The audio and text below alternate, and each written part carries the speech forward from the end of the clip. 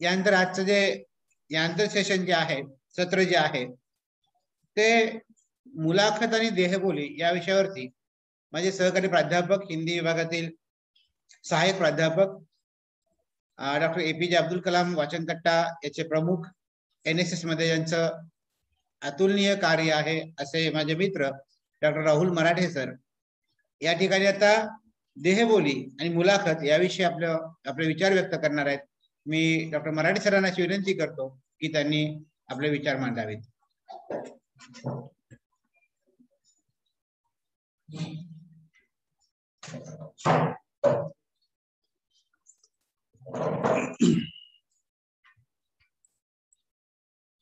दिसत नाही आपण पूर्ण.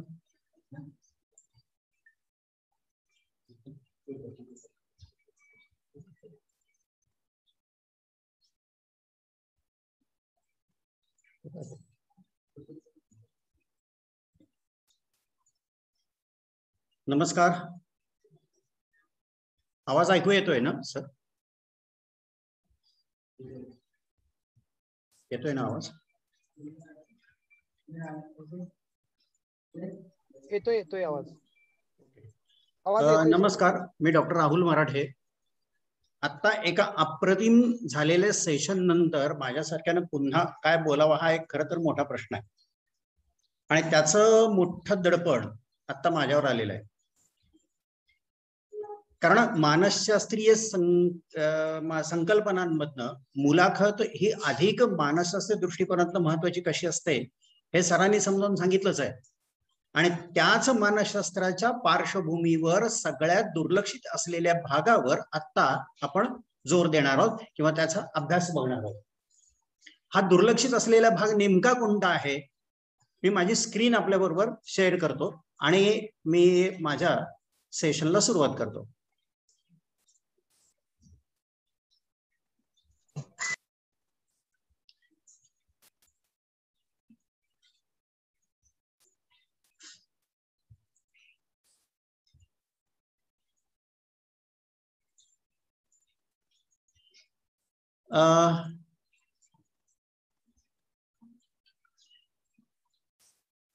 आपल्या महाविद्यालयाच्या भाषिक कौशल्य विकास प्रशिक्षण कार्यशाळेमध्ये सर्वप्रथम मी आपल्या सर्वांचं मनापासून स्वागत करतो.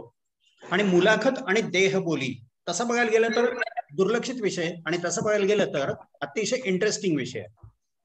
कारण आपण लहानपणापासून ज्या देहाबरोबर वावरत राहतो, जी भाषा स्वतः अनुभवत राहतो, तर त्या भाषेचाच आपल्याला नेमका किती परिचय झालाय आणि त्या भाषेकडेच नेमकं आपण आपल्या कशा दृष्टिकोनातून बघतो हा मोठा प्रश्न आहे. आणि त्याच गोष्टी उलगडण्याकरता म्हणून मला तुमच्याबरोबर संवाद करायचा आहे. बरोबर इथून पुढची 25 मिनिटं मी आपल्या बरोबर या गोष्टीचा संवाद करेन.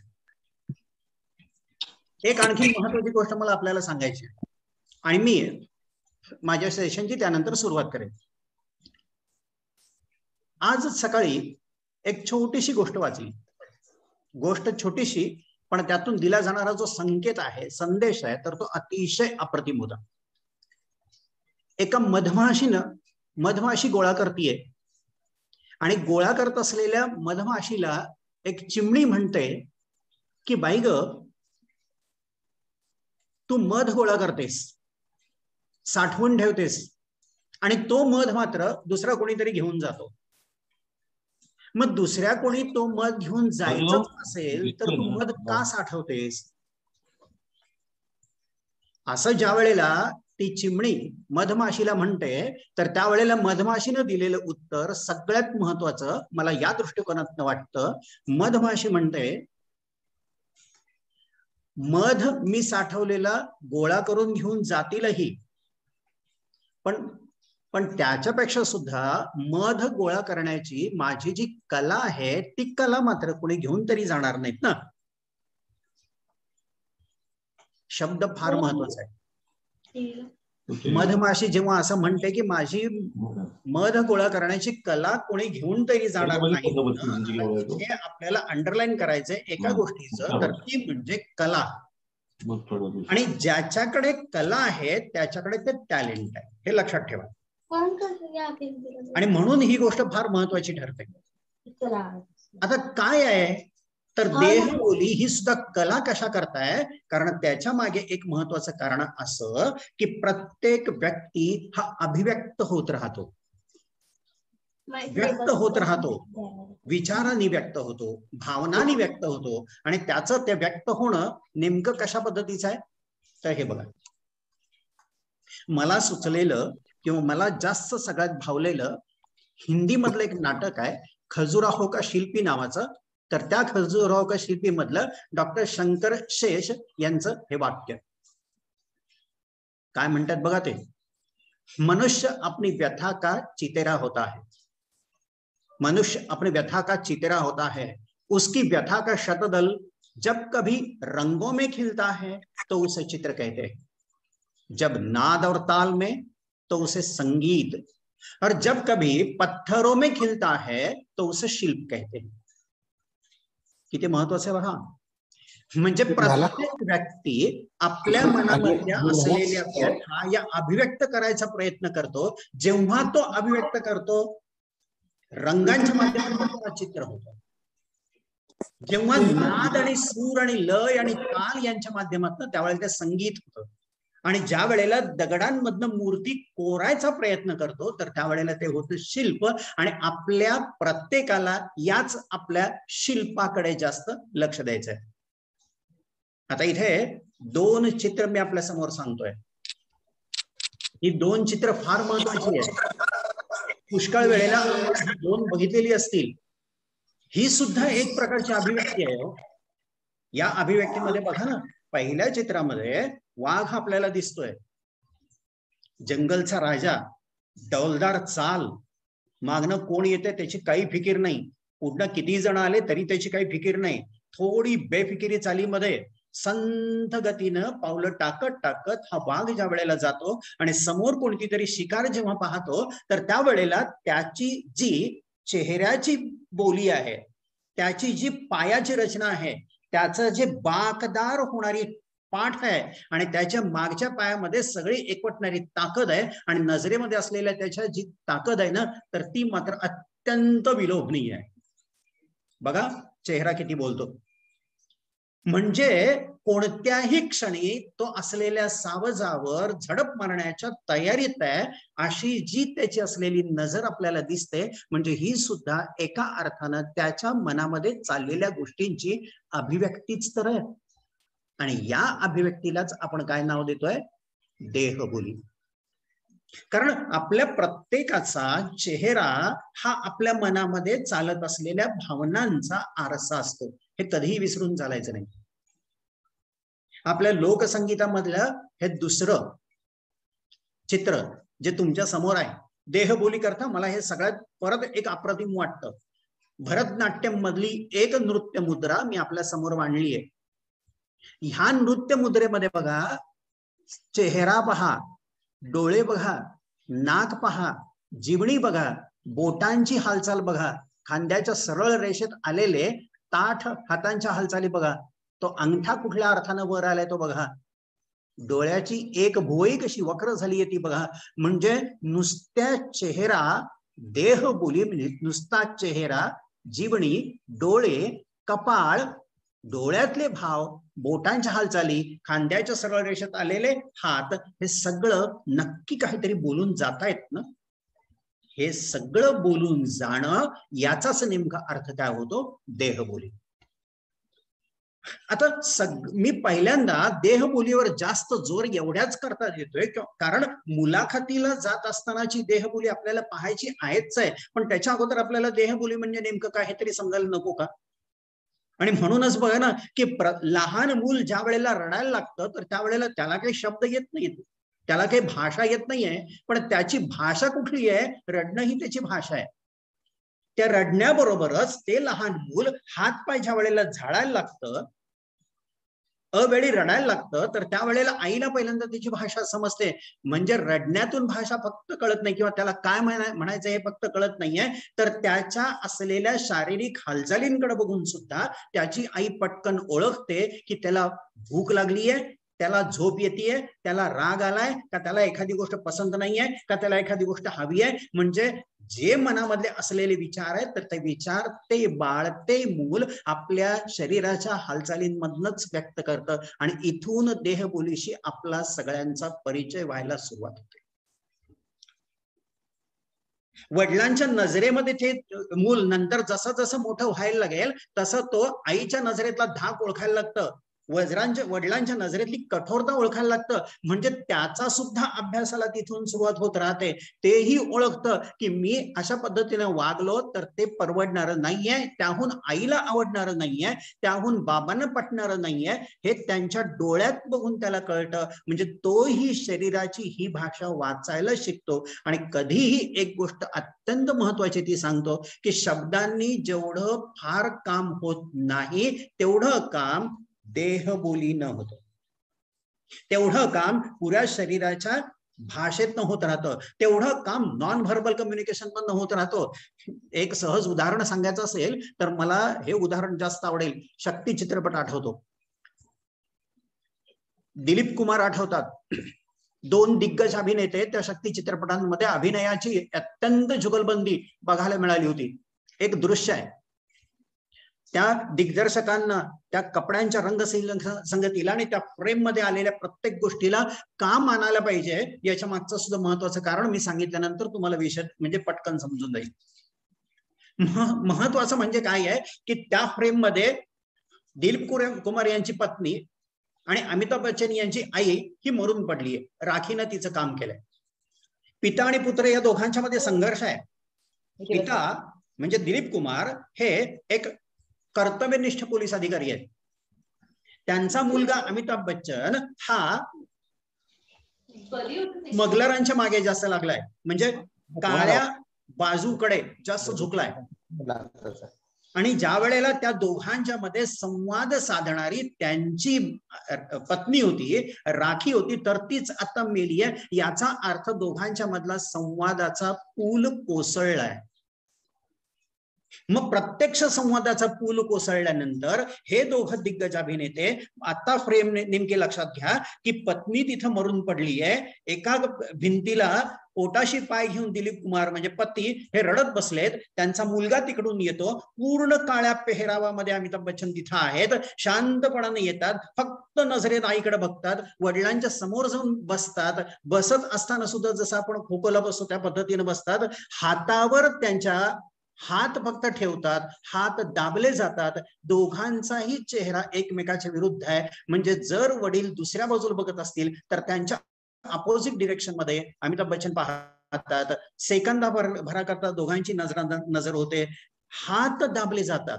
आता हात दाबणं याच्यातून नेमक्या होणाऱ्या भावना संक्रमित झाल्या हे लक्षात घ्या. कारण तिथे मोठी काय ठरली, शब्द महत्वाचे नाही ठरले, तर शब्दाच्या पलीकडे व्यक्त होणारी भावना महत्वाची ठरली. आणि म्हणूनच देहबोली ही फार महत्वाची आहे. आता या देहबोलीच्या संदर्भात पुढे जाताना बघूया आपण काय म्हणतो. अहो किती महत्वाची गोष्ट आहे पहा की तुमची देहबोली हाच तुमच्या व्यक्तिमत्वाचा सर्वात सुंदर असा पेहराव आहे.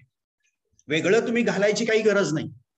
म्हणजे तुम्ही एखाद्याला शेक हँड द्यायला ज्या वेळेला जाता तर त्यावेळेला आजारी असल्यासारखा हात समोरच्या माणसाच्या हातामध्ये दिलात तर तुमचं इम्प्रेशन आपोआपच समोरच्या माणसाच्या मनामध्ये वाईट पडणार आहे, हे लक्षात ठेवा. म्हणजे इथं देहबोली येते.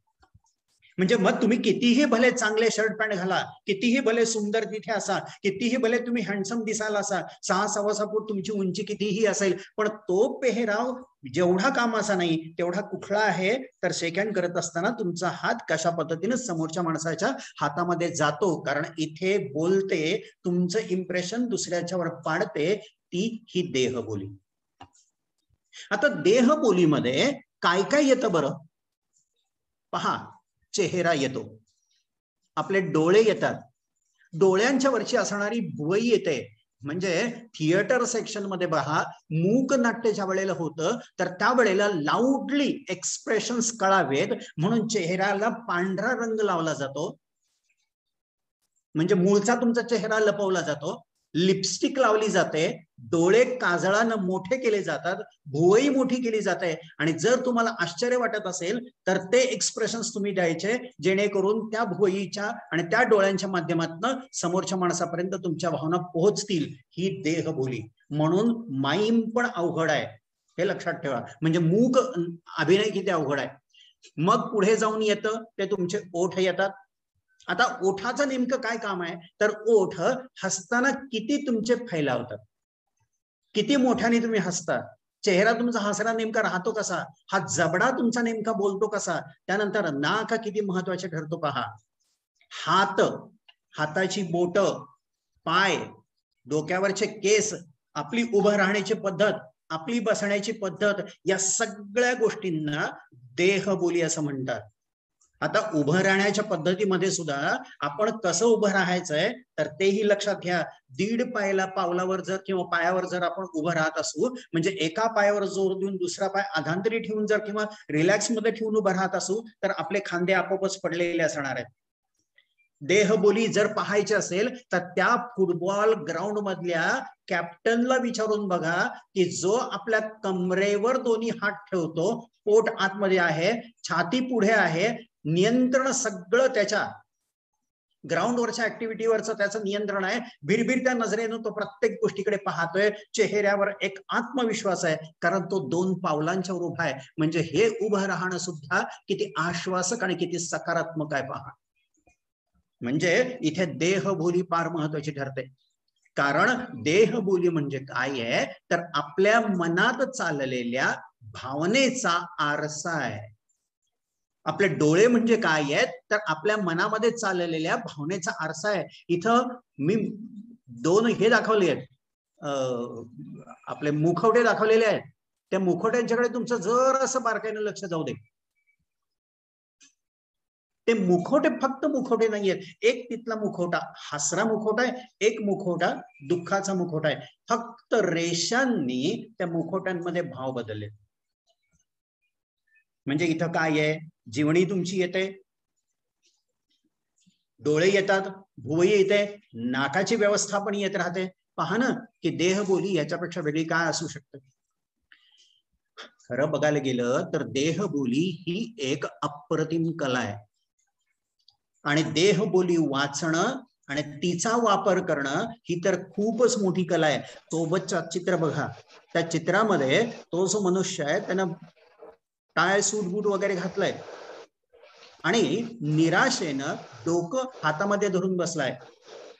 आता डोकं हातामध्ये धरून बसलाय एवढंही मी सांगू शकत होतो, पण निराशेनं हा शब्द त्याच्यामध्ये जोडला. याचा अर्थ त्याच्या पुऱ्या बसण्याच्या पद्धतीवरून, त्याचं डोकं धरण्याच्या पद्धतीवरून, त्याचे हाताची बोटं केसांमध्ये फिरण्याच्या पद्धतीवरून नेमकं लक्षात येते की त्याला एक तर कोणत्या तरी गोष्टीचं दुःख तरी झालं असेल, नाही तर तो निराश झालेला असेल.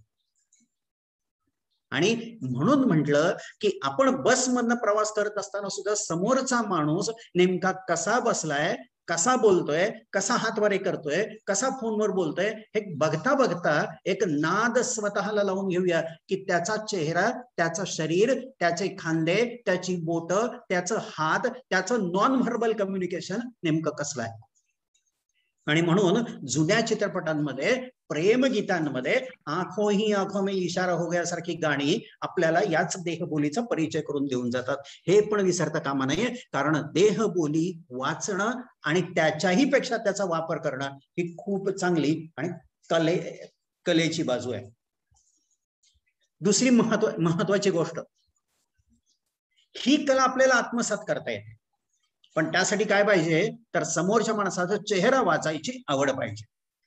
समोर बसलेल्या व्यक्तीबद्दल एक आदर पाहिजे आणि सतत त्या गोष्टीच्या मागे पकडणं, मागे पकडणं नव्हे तर मागे पडणं आणि ती गोष्ट जाणून घ्यायचा प्रयत्न सतत करत राहणं, यासाठीची आराधना पाहिजे. या सगळ्या गोष्टी जर आपण केल्या तर त्या केल्याच्या माध्यमातून आपल्याला ती कला आत्मसात करता येते. आणि म्हणून मनाचं प्रतिबिंब म्हणजे चेहरा आहे आणि देहबोली म्हणजे तुमच्या पूर्ण व्यक्तिमत्वाचा आरसा आहे, हे अजिबात विसरता कामा नये, हे लक्षात ठेवा. काय म्हणतोय की मनाचं प्रतिबिंब म्हणजे चेहरा आहे आणि देहबोली हा आरसा आहे, हे विसरता कामा नये. आता देहबोलीच्या संदर्भात एवढ्या गोष्टी जाणून घेतल्यानंतर आपण मुलाखतीच्या तंत्रांकडे ज्या वेळेला वळतो तर त्यावेळेला लक्षात येते की 2 भागांमध्ये या मुलाखतीचं आपण स्वरूप पाहूया. या 2 भागांमध्ये बघा की आता ज्याची देहबोली आपण बघतो आहोत ती मुलाखत कोणत्या तरी एखाद्या व्यक्तीची आपल्याला घ्यायची आहे, एखाद्या सेलिब्रिटीची मुलाखत घ्यायची आहे किंवा कोणत्याही दुसऱ्या व्यक्तीची आपल्याला मुलाखत घ्यायची आहे. त्यावेळेला त्या मुलाखतकाराची देहबोली कशी असावी याविषयीचा फक्त अभ्यास करतो आहोत. आपल्याला आत्ता अभ्यास किंवा आत्ता आपल्याला या देहबोलीकडे वळायचं नाहीये की इंटरव्ह्यूला तुम्ही कॅन्डिडेट म्हणून जाता, उमेदवार म्हणून जाता, तर त्यावेळेला तुमची देहबोली कशी असली पाहिजे, कारण तो एक अभ्यासाचा स्वतंत्र विषय.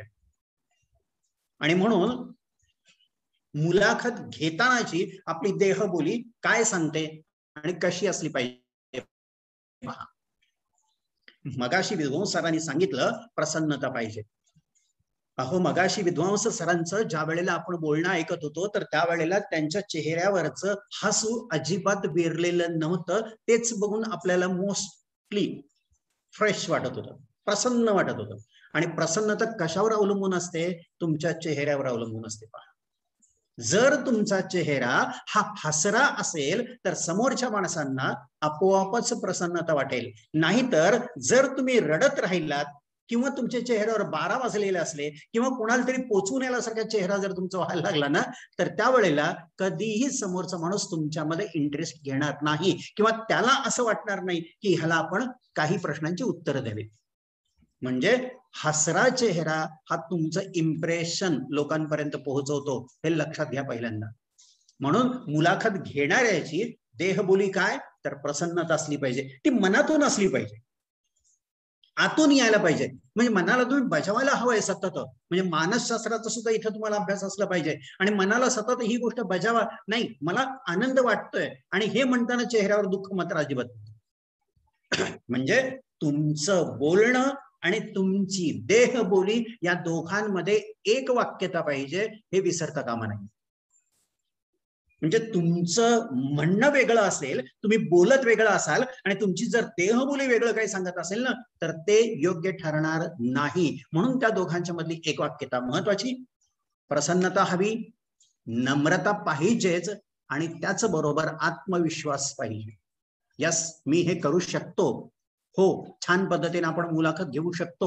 जर एखाद्या प्रश्नाने थोडंसं फसल्यासारखं वाटत असेल किंवा आपलं मन कुठेतरी झटकन दुसरीकडे निघून गेलं असेल तर त्याच कॉन्फिडेंटली तुम्ही पुन्हा एकदा स्वतःच्या मनाला मुलाखतीमध्ये आणता यायला पाहिजे, हे सुद्धा लक्षात घ्या.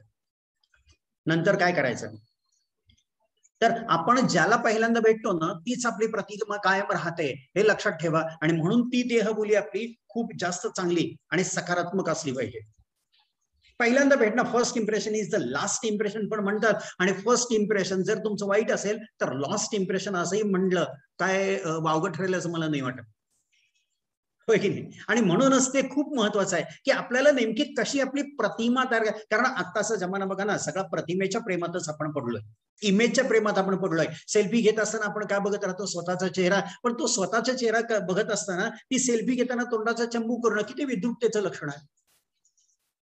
म्हणजे असं कोणी दुसरं बघायला लागलं तर या पद्धतीने जर आपण त्याची सेल्फी घ्यायला लागलो तर ते करताना आपला चेहरा इतका वाईट दिसू शकतो हे सुद्धा बघायला पाहिजे आणि किती चांगला दिसतो हे सुद्धा बघायला पाहिजे. आणि म्हणूनच बघा ना, तर नुसती सेल्फी न घेता आपल्या मनाच्या आतमध्ये सुद्धा डोकावायचा प्रयत्न करूया. हा भाग वेगळा, इथं ती प्रतिमा कायम राहते. म्हणून आपला चेहरा मात्र, तिसरा पॉइंट आहे बघा, हसरा पाहिजे. आणि मुलाखत घेणाऱ्यानं कायम एक गोष्ट लक्षात ठेवली पाहिजे की आय कॉन्टॅक्ट सोडता कामा नये. हा, आता तुम्ही इथं म्हणाल, मगाशी सर म्हणाले की एकटक समोरच्या माणसाच्या नजरेमध्ये बघत राहायचं नाही, कारण तुमच्या नजरेनं तो समोरचा माणूस अस्वस्थ होतो. यस, राईट, अगदी बरोबर आहे. पण याचा अर्थ असा नाहीये की तुम्ही तो उत्तर देत असताना त्याच्या चेहऱ्याकडे बघायचं नाही. त्याला अस्वस्थ होईल अशी नजर तुमची असता नाहीये ना. त्याला अस्वस्थ होईल एवढ्या वेळेपर्यंत तुम्ही त्याच्या डोळ्यामध्ये बघितलं जरी नाहीत तरी सुद्धा त्याच्या चेहऱ्याकडे, तो काय म्हणतोय त्याच्याकडे, त्याचं तुमचं लक्ष आहे हे समोरच्या माणसाला कळलं पाहिजे. त्या अर्थाचे आय कॉन्टॅक्ट असं म्हणतो. नाहीतर तो समोरचा व्यक्ती आपल्या प्रश्नाला उत्तर देतोय आणि आपण मात्र त्याच्या विरुद्ध भलतीकडे बघत जर असू, आपण आपल्या मित्रमैत्रिणींच्या शोधात जर असू, आपण आपलं काहीतरी टेक्निकल बाजू बघण्याकरता म्हणून इतर गोष्टींच्या मध्ये असू, तर तिथनं आपण बाजूला पडणार आहोत त्या मुलाखतीतून आणि समोरच्या माणसाला आपल्या देहबोलीतनं लक्षात येणार आहे की आपण किती चुकीच्या पद्धतीनं या लोकांना उत्तर देतोय हे. आणि म्हणून आय कॉन्टॅक्ट फार महत्वाचे आहेत, हेही लक्षात ठेवा. हा, जसं मगाशी सर म्हणाले की तबल्यासारखं आपण असायला हवं मुलाखत घेणाऱ्यानं. म्हणजे का, तर फक्त साथ द्यायला पाहिजे, त्याला बोलू दे. ज्याची आपल्याला मुलाखत घ्यायची त्यांना जर बोलू द्यायचं असेल तर आपण साथ देणं फक्त शिकलं पाहिजे. कधीही लक्षात ठेवा, आपल्या असणाऱ्या एखाद्या विषयाच्या नकारात्मक प्रतिक्रिया त्या प्रश्नाला वेगळं बगल देऊ शकतात, हे विसरू नका. प्रतिसाद द्या, साध द्या, प्रतिक्रिया नको. आता प्रतिसाद आणि प्रतिक्रिया याचा नेमका अर्थ काय आहे, तर समजा जर तुम्ही एक दोन मित्र किंवा तुमच्या बॉसनी तुम्हाला सांगितलंय मीडियामध्ये की तुम्हाला अमुक अमुक या माणसाची मुलाखत घ्यायची आहे, झटकन तुम्ही तिथं म्हणून जातात, तो काय माणूस आहे, असं म्हणणं म्हणजे प्रतिक्रिया देणं. पण असं ज्या वेळेला आपण म्हणतो इट्स ओके, काय हरकत नाही, घेऊ आपण, अरे त्या माणसाची तू मुलाखत घेशील, मग काय झालं, माझे त्याचे विरोध हे एका बाजूला, पण आपल्या चॅनेलसाठी जर मुलाखत घ्यायची असेल तर तो जॉब हा एका बाजूला. असं ज्या वेळेला म्हणून आपण त्या गोष्टीला प्रतिसाद देऊ तर त्याच वेळेला आपण खूप सकारात्मक पद्धतीनं त्याच्या समोर जाऊ, हे लक्षात ठेवा. म्हणून प्रतिसाद देणं महत्वाचं आहे, प्रतिक्रिया नाही. हे मुलाखत घेताना साधारणपणानं बॉडी लँग्वेज मध्ये या गोष्टी रिफ्लेक्ट झाल्या पाहिजेत, दिसल्या गेल्या पाहिजेत. आणि हे लक्षात ठेवा, आपले खांदे सरळ दिसायला हवेत. म्हणजे तुम्ही सरळ ताठ बसायचं अजिबात नाही, रिलॅक्स बसा, पण तुमच्या बॉडी पोस्चर मधनं हे लक्षात यायला पाहिजे की तुम्ही खूप पॉझिटिव्ह आहात आणि तुम्ही खूप सहकार्य करता. मुलाखत घेत असताना हाताची घडी बांधून तुम्ही जर दुसऱ्याची मुलाखत घ्यायला लागलात तर तुम्ही किती रिझर्व्ह आहात हे कळतं. जर पायावर पाय टाकून तुम्ही बसला आहात आणि समोरच्या माणसाची मुलाखत घेत आहात तर तुम्ही सुद्धा थोडेसे अड्ड्याताकोर किती आहात हे त्याच्यातनं लक्षात येतं. त्यामुळं फ्रीनेस, फ्री वातावरण ठेवा. जेवढा आवश्यक आहे तेवढ्या हातांच्या हालचाली करायच्या, जेवढ्या आवश्यक आहे त्याच पद्धतीने आपल्याला बसणं गरजेचं आहे. खूप रिलॅक्स होऊन पोक काढून बसलं हे सुद्धा चांगलं नाही. म्हणून काय म्हटलं की देहबोली फार महत्वाची ठरते, की तुम्हाला किती प्रश्नांची किती व्यवस्थित उत्तरं द्यायची आहेत आणि मुलाखत किती रंगतदार होणार आहे याची. बरं, आता काय टाळायचं बरं? हे आपण खूप करत राहतो, पायावर पाय टाकून बसतो. बसायचं नाही, मुळात पायावर पाय टाकून बसतो याचा अर्थ आहे खूप रिलॅक्स तरी होतो, नाहीतर आपण किती वरचढ आहोत हे दाखवायचा प्रयत्न करतो. तसं करणं अजिबात चांगलं नाही. हातवारे जर करायचे असतील आपल्याला तर ते मोजके करावेत, विनाकारण हातांच्या हालचाली करण्यात काही पॉइंट नाहीये. बघा या ठिकाणी किती पद्धतीने वेगळ्या वेगळ्या पद्धतीने हाताच्या हालचाली करतोय, काही गरजच नाहीये त्या गोष्टींची. पुन्हा अनावश्यक ठिकाणी हसायचं पण नाही. चेहऱ्यावर तुमचं स्माईल असलं पाहिजे, पण ते स्माईल तुमच्या चेहऱ्याचं रिफ्लेक्शन आणखीन वाढवेल, तुमचं इम्प्रेशन आणखीन वाढवेल, एवढंच असायला पाहिजे. वेडसरपणाकडे झुकणारा हसू नको. म्हणजे अनावश्यक ठिकाणी हसायचं नाही, अनावश्यक ठिकाणी नको ती प्रतिक्रिया द्यायची नाही. मुलाखत रंगत असताना बऱ्याच जणांना सवय असते बघा, हळूच घड्याळाकडे बघतात किंवा जरा काय झालं तर घड्याळाकडे बघतात. असं घड्याळाकडे आपली सारखी नजर जर जायला लागली तर समोरच्या माणसाची लिंक ही तुटते आणि आपण नेमकं किती वाईट पद्धतीने वागतो आहोत हेही लक्षात येतंय. किंवा पुष्कळ जणांना सवयी पण आहेत बघा, की काय करतात बरेच जण, कुठं नख खात बस, होय की नाही, म्हणजे नख कुरतड, नख खात बस, किंवा हाताच्या अशा अशा हालचाली कर, किंवा मध्येच मानेनं असं नाही म्हणतो का त्यानं म्हटलेल्या मुद्द्याला आपण मान डोलावली आहे हेच काही कळत नाही ना. कारण मान हलवणे याचा अर्थ नेमका स्पेसिफिक होत नाही ना तिथं. आपण त्याला प्रतिसाद दिलाय का आपण आपली प्रतिक्रिया व्यक्त केली आहे हेच समजत नाही. आणि म्हणून अशा पद्धतीच्या असणाऱ्या आपल्या सवयी या घातक ठरू शकतात. त्यामुळे त्या पूर्णतः टाळाव्यात. टाळावं काय तर विनाकारणाचं हसू, आणि टाळावं काय तर अति बोलणं.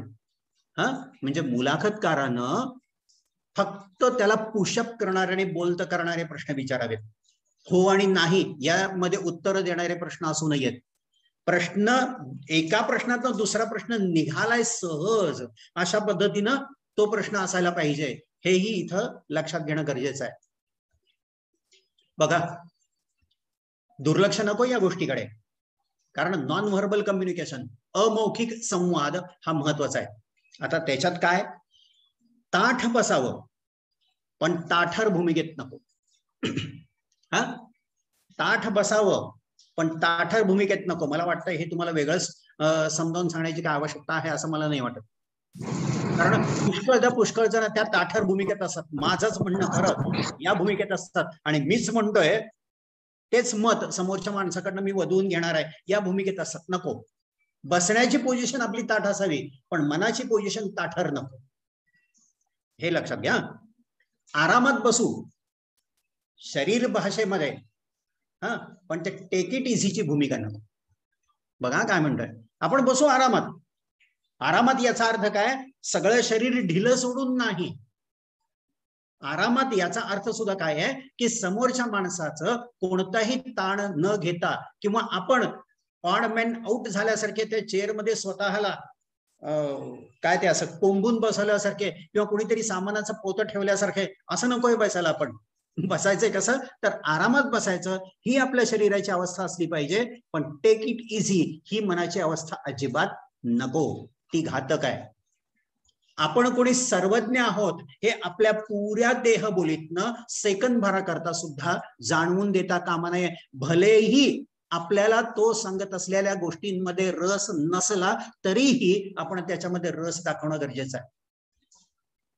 आणि संवाद जो समोरच्या माणसाबरोबरचा आहे तो सहज व्हायला हवा, स्वाभाविक व्हायला हवा आणि अत्यंत नैसर्गिक व्हायला हवा. कुठल्याही स्वरूपामध्ये कृत्रिमता नको. तुम्हाला मुलाखतीच्या तंत्रांमध्ये अवधूत गुप्तेंची मुलाखत घेण्याची पद्धत ही टाकली असेल, सुधीर गाडगे यांची मुलाखत घेण्याची पद्धत ही तुम्ही बघितलेला असाल, किंवा आत्ताच विद्वांस सरांची आता जर ते एवढ्या सुंदर पद्धतीने बोलत असतील तर समोरच्या माणसाला बोलतं कसं करावं याकरता म्हणून चौफेर निरीक्षण आपलं कसं असावं आणि त्याला त्याचं महत्व अधोरेखित करून आणि त्याला सहज करून आपण कशा पद्धतीने बोललं पाहिजे हेही आपल्याला कळायला पाहिजे. म्हणजे तो संवाद व्हायला पाहिजे, पंचनामा नको, हेही महत्वाचं. ओके देन, हे पहा बस पिक्चर ही काफी है. अबोल तू अन बोलकी तुझी देह बोली, अबोल तू अन बोलकी तुझी देह बोली, टपोरे डोळे सांगून जातात रोज एक नई पहेली. आहे ना, अबोल तू अन बोलकी तुझी देह बोली, टपोरे डोळे तुझे सांगून जातात रोज एक नई पहेली. पहा त्या डोळ्यामध्ये, आणि कुठली पहेली तुम्हाला दिसत असेल तर, कारण ते डोळे सुद्धा तिच्याच मनाचा आरसा असतो. ओके, मला वाटतं देहबोली मुलाखतीतली नेमकी कशी आहे जितकी मला समजली, जितकी तुमच्या समोर मांडता आली तेवढी मी मांडलेली आहे.